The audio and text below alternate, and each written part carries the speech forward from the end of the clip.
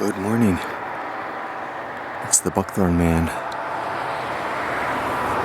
December 21st, solstice morning. And I'm going to walk down the trail along the east side of the Ottawa Lake Fen and Ottawa Lake and rejoin my gear, which I left on there. I just took a walk up here to look for my hat. And it's not here.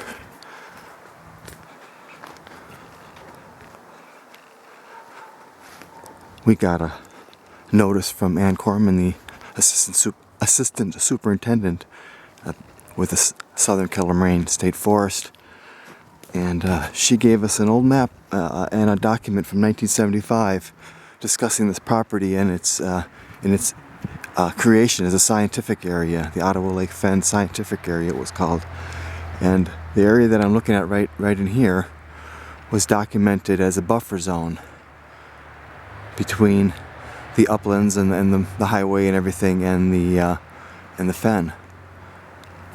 So at the time they documented that it was a lot of black locust and box elder and aspen and oak.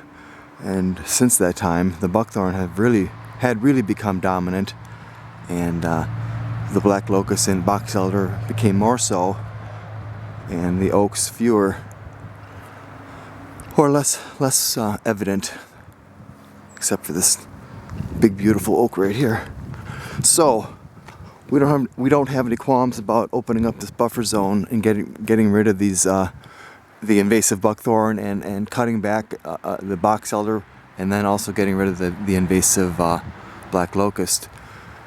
And we found out that there was a canoe accessible boat landing on the west side of Ottawa Lake, and I'll post that map on the blog. It's a great map drawn in that period, 1975, 1974, and it excuse me, wasn't focusing correctly. It demarcates the various habitat communities in this bowl, this wetland area, and it's very informative. There was a bird observation tower out at the end of this channel where this little spring channel joins the lake, the fen I should say. There was a bird observation tower, and on the west side of the lake, somewhere up from the boat landing, there was a dock and a boardwalk that was accessible by canoe. And Ron Karowski reports that structure was destroyed by beaver. So our idea of creating a trail around the lake, follow this trail and go around the fen and the lake and connect with that boat landing off there in the distance is it's a possibility, but back in the day, they chose not to do it because it was too wet. It was deemed to be too wet. So we'll have to take a walk through there and with Don Dane and just see if it's something we really want to do. Otherwise, we'll have the trail just come up to the north end of the fen here and be a one-way trail. So let's continue on. I'm gonna catch up with my gear. I'm getting ready to light a pile of brush here and get the day's work started. I think we will finish this section between the trail and the fen and the lake. We'll connect with the opening from the other direction, from the backcountry campsites. The buckthorn's already cut from that direction, and we just have a little space between us. So we're going to merge with that other effort and complete cutting the buckthorn on the fen side of this trail. And this is an interesting little bowl coming up right here. Let me see. On the left, there's a little wetland right in here.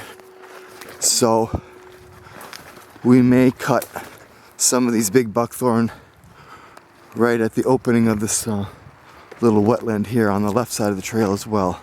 I'm not sure. We may do some work right in here and but our main focus, now I'm caught up with where excuse me, I'm caught up with where we're going to start today. I'm gonna make a fire right in here.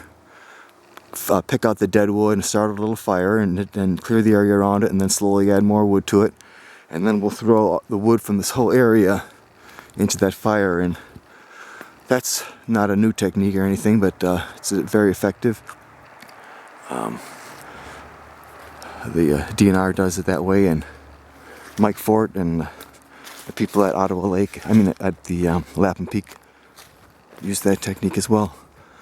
So here's where we are going to finish cutting buckthorn today, on this fen side of the trail. Here's a better look at that little wetland I was describing.